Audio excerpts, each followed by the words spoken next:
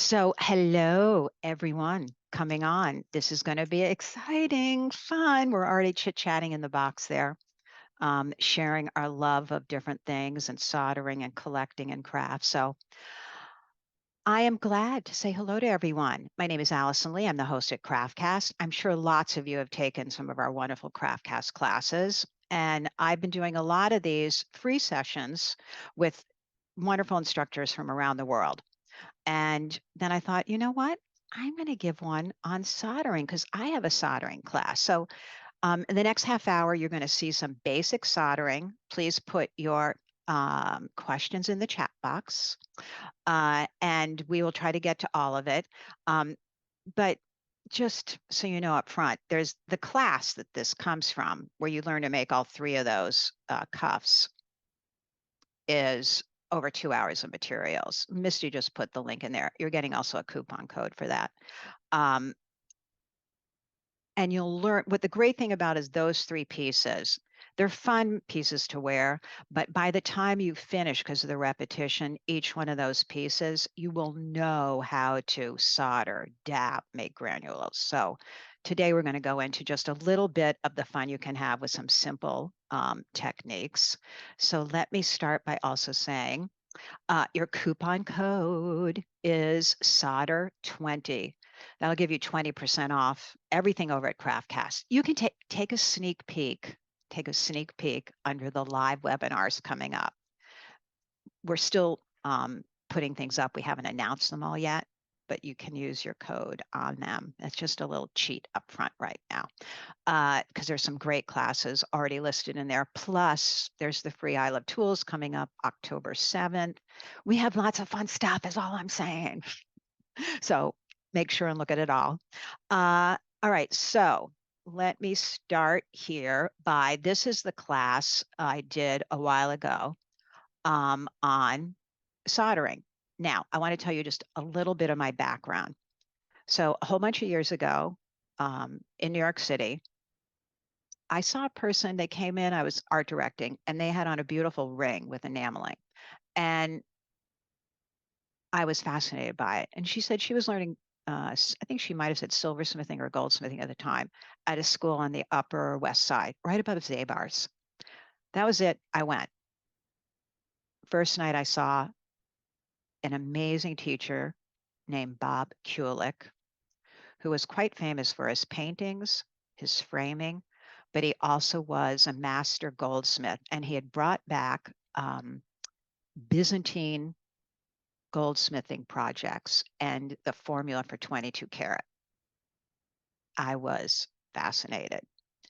This is a chain that I made, and you would start with that was a gold bullion, and then you ally your gold. Then you make it so that you can make wire from your gold, and then you make I don't know, hundreds of jump rings. And I'm going to show you how you do jump rings in a minute and weave them all together. And then you make the shapes for the endings and the closure with the stone. And you really learn the ancient techniques. We had torches. I don't know how they were doing it with what fire and bellows or something in Byzantine times. I don't know, but it was sort of amazing. So that was one of the things that you made. You also had to make certain projects. This was one that you had to make, which was the enameling the rose. So you learned cloisonné enameling with gold wire. And then I put emeralds around the outside. So these are all projects when you were there that you had to do. There was a sign up in the studio that said no opinions tolerated. So you did what you were told. We also cut stones. So that, I'm trying to remember, I think that was aquamarine or like I think it was an aquamarine, that blue. And we're cutting acorns with a lapidary wheel and then making caps and doing granulation on top. All of that is what's called fused gold. So there was no solder involved with that. So you made your shapes and made it fit and all that stuff. And here's a basic bezel ring. That's chrysocolla, that stone. Um, all of these pieces have been sort of worn to death too. So that was my beginning of playing around with metal and learning to solder and make shapes. But when I left there, I wanted to start playing also with my own design feelings and all that type of thing. I didn't want to just do Byzantine, even though I loved it. So I started playing around. I made lots of silver jewelry, all kinds of different pieces. These are the three pieces I made for the Craftcast class that is for sale, Craftcast. And it's all about soldering. Why I did it this way is if you make any of those pieces, you're going to know how to do it by the end because of the repetition. I was saying before we started, one of the things I love is to learn a technique, but still have something at the end that you want to wear or that's fun. Um, that's what works on these projects. You can learn, but you'll have something on the end, which is really fun. Uh, and you'll also see something at the end. That's another picture of a bonus in this class, and it's called Break All the Rules. If you know me, which a lot of you do, you know I have to do that as well. And you'll see a great fun project you can make, breaking all the rules that you will have learned. But first, let's go over what else is involved. Now, considering if you've taken a lot of Craftcast classes, we have a lot of supplies needed and tools. It's sort of basic for this. So what we have here going from, let's go from right to left, tweezers, copper tongs for removing things from pickle, which I'll talk about, a soldering pick, um, and a charcoal block. It's a what's called a compressed charcoal block, some locking tweezers, a fire brick, and also it's all on a fireboard, just so you have everything that's fireproof that you're working with there. Those are the basics. I'm going to show you also one other thing about that charcoal block in a sec. These are the other tools.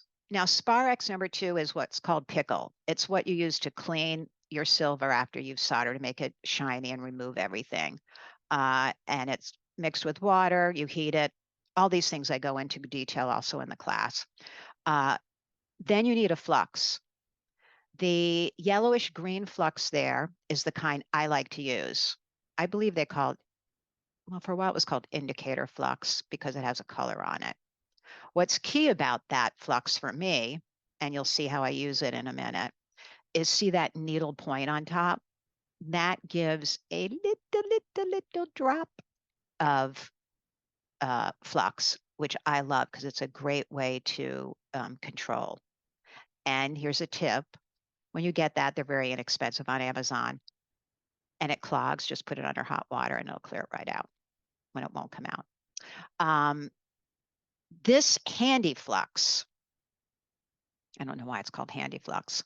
That was a backup flux only used, like let's say you've been soldering a piece, nothing is working, it needs to be really cleaned again because it's very important when you're soldering or fusing, everything needs to be clean. You can't have oil from your fingers or dirt or anything of that. But let's say you were doing a project and you couldn't get it, it wouldn't solder correctly. We would use, or I would use Handy Flux. It's white, looks like dabbing a little bit of white Elmer's glue on your piece and burn it off, and it does cleans everything. So you can go back to soldering. Below there in the little tube there, that is paste solder. I don't use paste solder, but I just wanted to show you that there are quite a few other ways of soldering. There's a wire solder. There's some wire that have the solder built into it. I use fine silver, sterling silver, basic flux, basic cleaning acid, and I'll show you now the other important elements are torches. Now, I did also, when I was saying learn with the gold making, I did it with what's called a acetylene oxygen torch, plumber's torch. And you can get the tips on there that control making a bushy flame right down to a very small flame. So that's great. But I end up depending on these handheld torches that are kitchen torches or what else are they called? I think they're Bulle. No, not Bulle. What is it? The dessert torch when you just want to make the sugar on top brown, Bulle. Um, these are done by butane, and they're great. One of the things I was saying before we started to everyone, if you have one of these and this is what you're using for your soldering, they work fabulous. But let's say you've been soldering for a while and all of a sudden it's not going as well. You don't know what you're doing wrong. Most likely, just fill your torch up again, even if it's only half empty, because as that butane goes down, the torch becomes a little less strong and a little, I would assume, a lower temperature. And it's minuscule, but it makes a difference in soldering. So filling it right back up, I was like, oh, that's all it was. Thank you, Margaret. Creme brulee. You can tell how much I go into the kitchen and make things. So those are the torches, and there's a lot of them out there. You know, at least a half a dozen different name brands, different whatever. I was also saying I prefer not having. I don't like to use a lock. They usually all come with. You could turn it on and it'll lock in place. I think it's better to not put the lock on. It's just safer. Just saying. That's my preference. You also want to make sure you wear goggles glasses for any of this kind of fire and torching because things do jump around on your table and you want to be careful with that.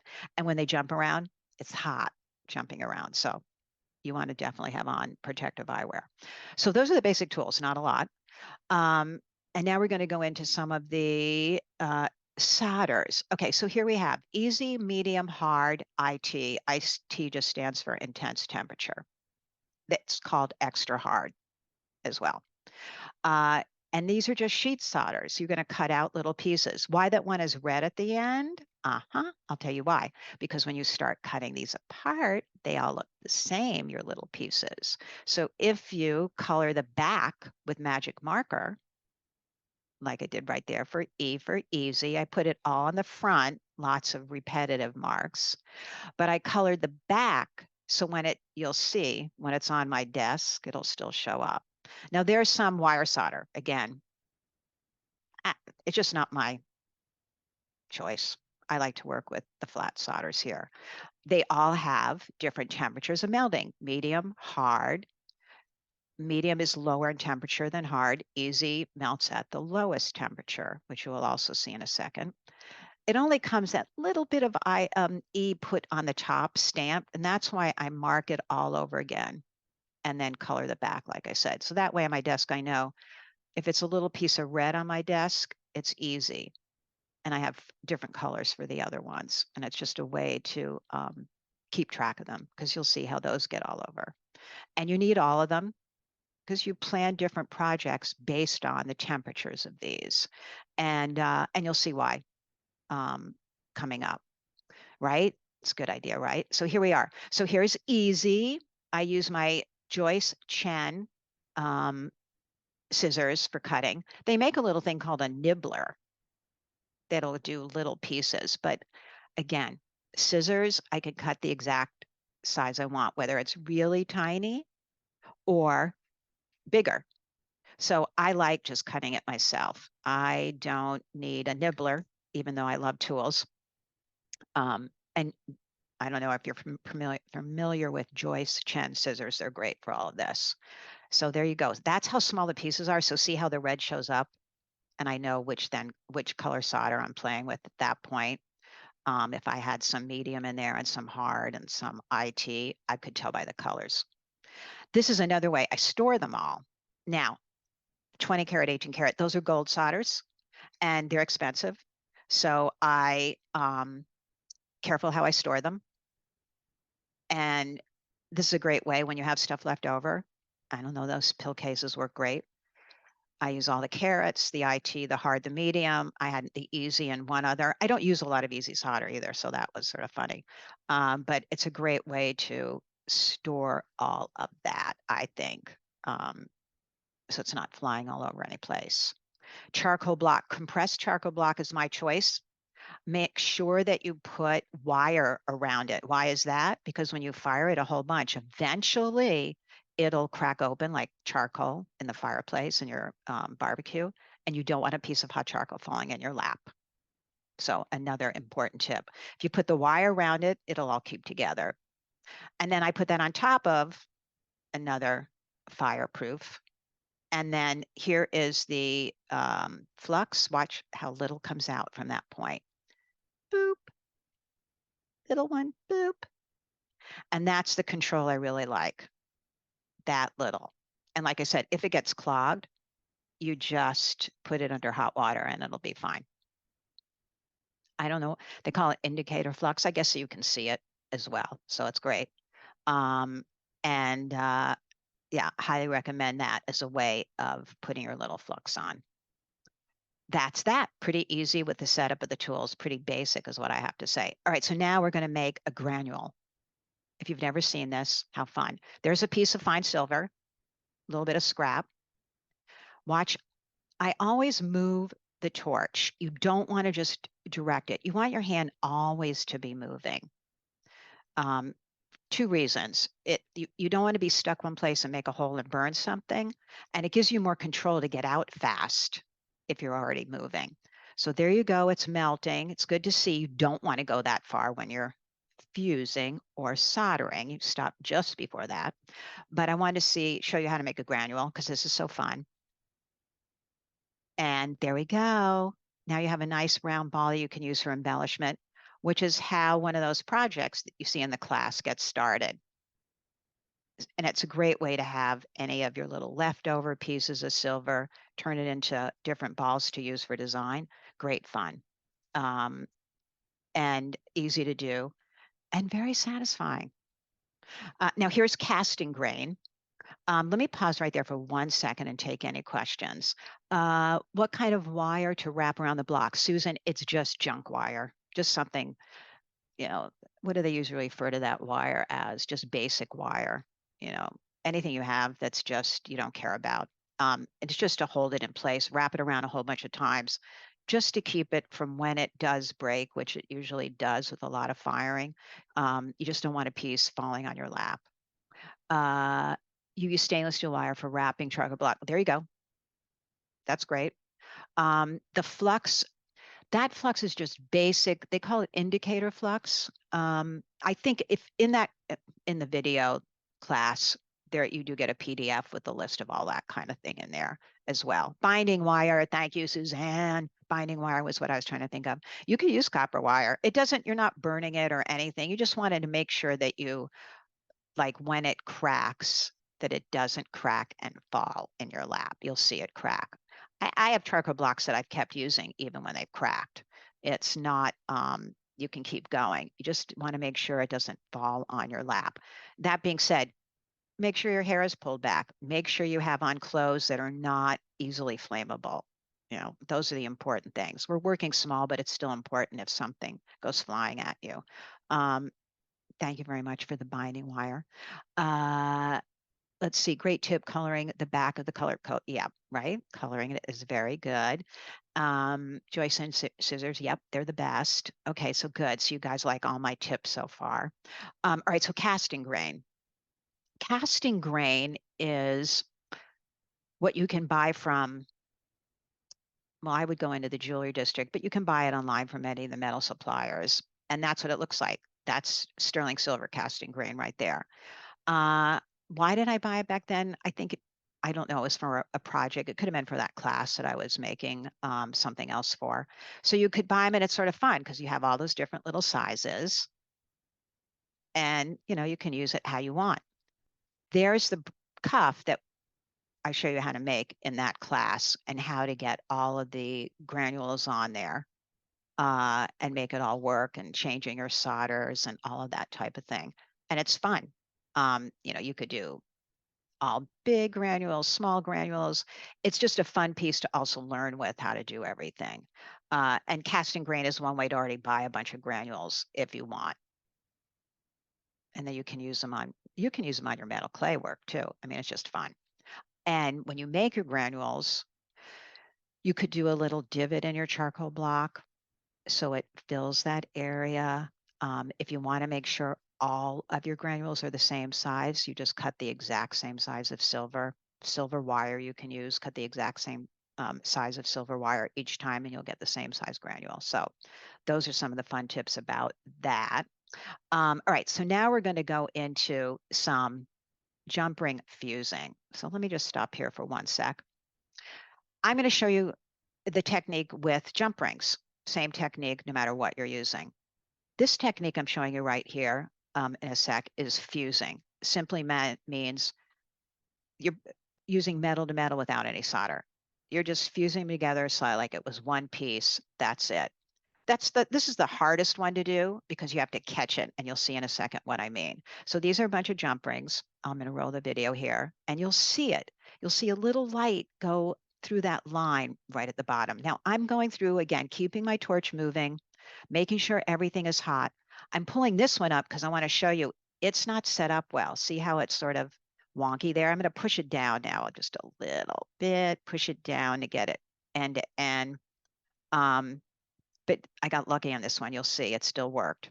But it's how you set them up. So heating, moving the torch, keep it going. It's all getting hot. It's starting to glow orange. It's starting to glow. And there, a little line just moves through right there where the opening is. Again, this is just practice and getting muscle memory. You'll see it flows, and you stop. And that's one of the reasons you keep moving so you can get out before everything melts down. And that one, boop, it worked, even though it wasn't, there it goes, right there, that little line, even though it didn't, wasn't set up perfectly. Put them in the water to quench them to cool. And then you can check them to make sure that they all worked. This one I just wanted to show you because this is funny. Now I'm going to use, you can tell it's red. We all know it's easy solder. So I put a little drop of my flux on each piece, important. I'm now going to take the jump ring and put it on top of the solder because solder goes towards the heat. You want to have it pull up through the opening towards the heat. But watch how fast this goes because it's easy solder. A little bit, a little bit, a little bit of heat. Ah, boom, done. Because it was easy floats is so low in temperature. All right, let me take some other questions.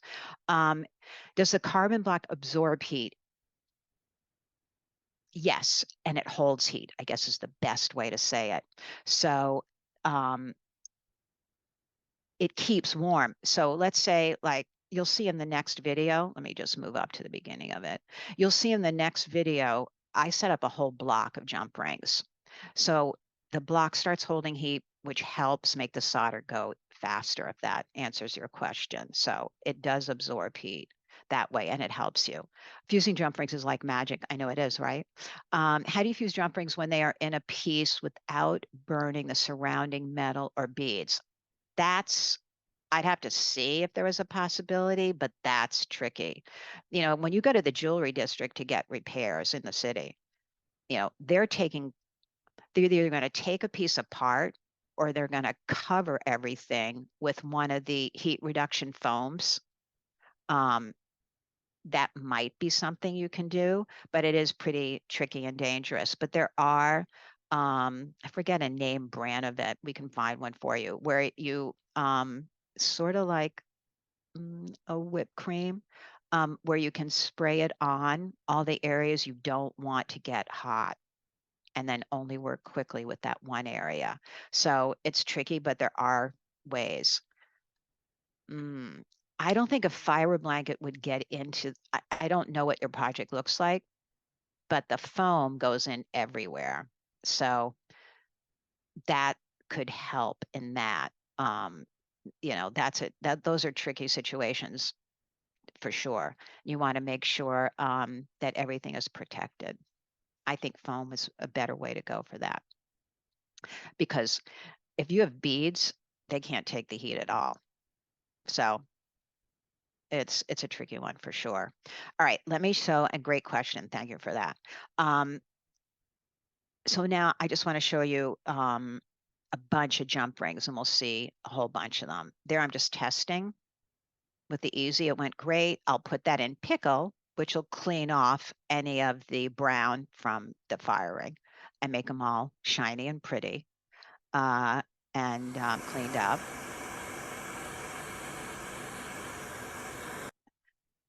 I had left in a little of the sound so you could hear the torch. So here we go. These are all set up now. I'll show you what I was doing. Um, I'll figure out the name of that foam, Naja. I bet if you just, well, let me do this first. So here I am. I've set up all the jump rings. I have IT solder under all of them. And you can see move, move, move. It's really getting muscle memory and feeling the metal and seeing when the line gets bright red and you know it's just flown in there. And if you remember when you're doing it, that solder flows to the heat, it helps you set up the solder in the right place underneath the piece. Um, and you'll see it move right up the line. That one you can see right there wasn't set up great, but I was able to get it. But there you go. You saw that one just move there. And then there they are, all done. Now, again, when I get into everything um, in the class, that's a great question, Catherine. I'll answer it in 1 second. These I've just put on a mandrel because I wanted them to be totally round, which I'll show you why in a second. It's a fun project to do, just making jump rings. Catherine wanted to know why I used IT instead of easy. In this particular project, it almost didn't matter, but usually why it matters is this. Let's say I now want to put another jump ring in there and to put a few things together, which you'll see in the next project, and I want to solder it closed. I go down to hard solder because hard solder will now work at a lower temperature than IT. That way, my IT doesn't remelt and open because I've never gotten it as hot as it originally needed because hard flowed at a much lower level. If all I was doing with these, I didn't have to worry about a project, you could use easy. But it's sort of thinking your project through because you don't want to remelt something that's close by. You want to make sure you have a lower temperature solder to work with so you can close what you're doing and your original piece is still fine. I hope that makes sense. In the video class, we go into it in greater detail, but it just gives you control in your projects. Now, in this case, I made a bunch of jump rings and I also made some bigger jump rings.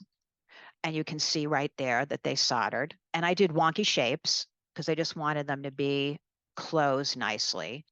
And in this case, I went down to hard solder, and you'll see why, because I'm combining a bunch of these rings with another ring that needs to be soldered, and I don't want anything to open up.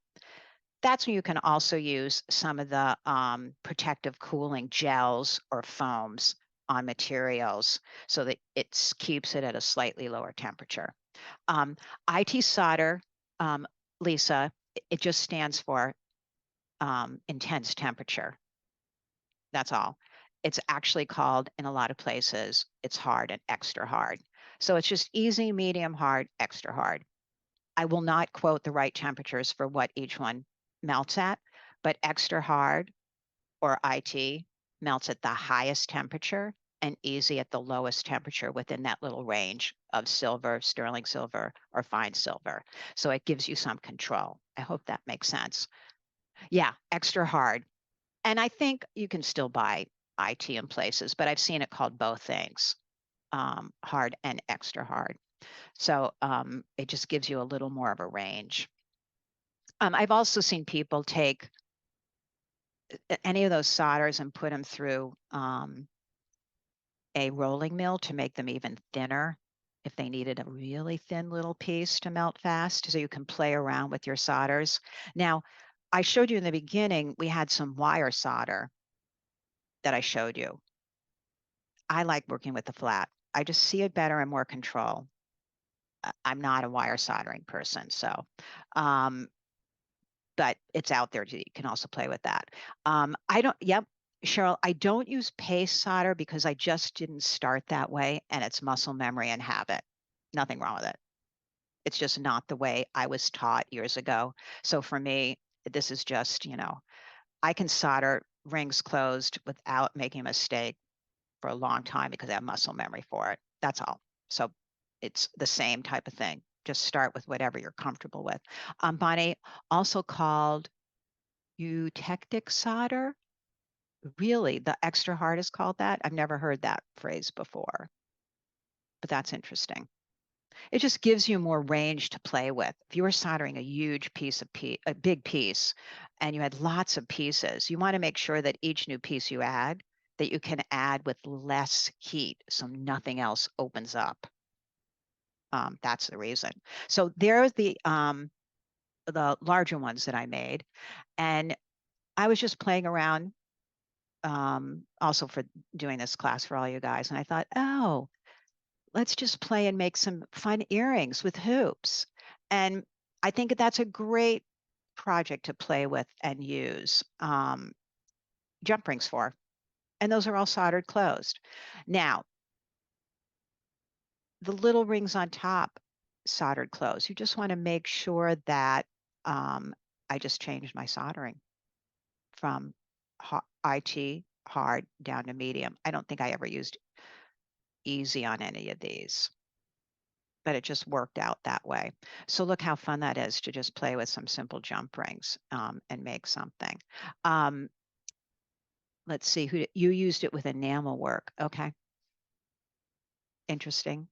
I love all of that. So these I just used a mandrel. I stretched them back to the right size. I did make a little drawing because I had to think clearly, okay, if I want to put this ring that's soldered first, and then I want to solder a second ring around it just to keep my brain organized for which ring to solder where. So these are fun to wear. They're just really light fun. So having fun with jump rings. So let me take any other questions that you guys have uh, while we're finishing up here on solders and things. This is what you make in the class. Dapping is really fun. Now, on that top bracelet there, you use what's called dapping tools to dap those shapes. And then there is a uh, blackening agent put in there. Um, I used just a magic, wait, I'm sorry, Catherine. The question is, what did you use to color the back of the easy solder? Red magic marker just burned off. No problem. So I just color coded everything. So on the top bracelet there, you learn how to dap, add a granule, and how to add all of those things without the one that you just did falling off when it gets hot. That's the trick. That's how you get really good at soldering, when you learn how to do this.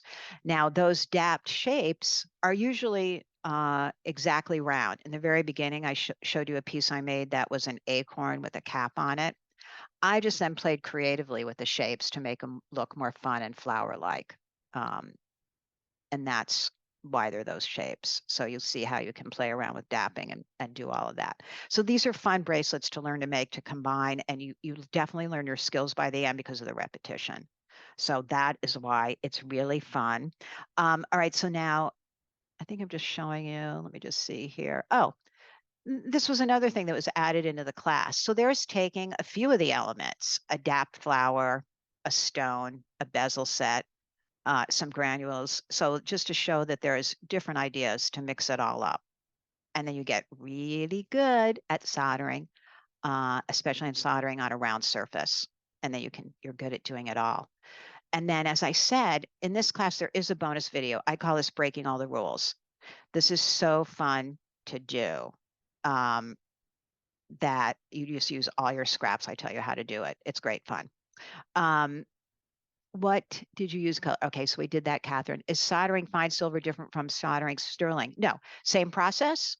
You just don't use the exact same solders. I go into all of that in the class as well. I mean, the same temp. You use the same solders, but you don't go all the way up to IT. You have to go down lower in your soldering. But it is the same.